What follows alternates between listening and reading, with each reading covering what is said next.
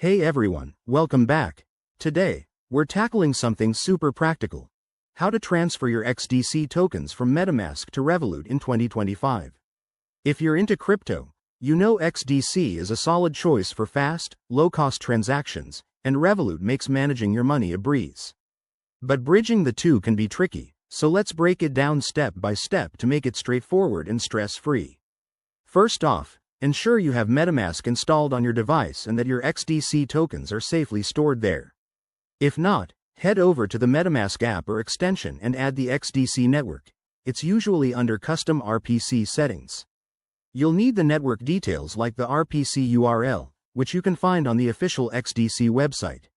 Once that's set, double-check your XDC balance to confirm you have what you want to transfer.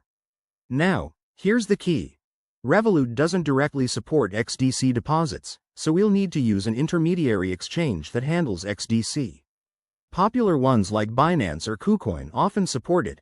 Pick one you're comfortable with and create an account if you haven't already. Next, in MetaMask, go to the Send option, paste your exchange wallet address for XDC, and specify the amount. Don't forget to check the gas fees. XDC is known for being efficient, so they should be low. Hit send and wait for the transaction to confirm on the blockchain, usually just a few minutes. Once your XDC arrives at the exchange, sell it for a fiat currency like USD or EUR that Revolut supports.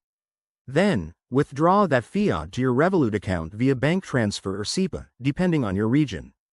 It might take 1 to 3 business days, so be patient. Throughout this process, always enable two-factor authentication and verify addresses to keep your funds secure. Crypto isn't forgiving with mistakes.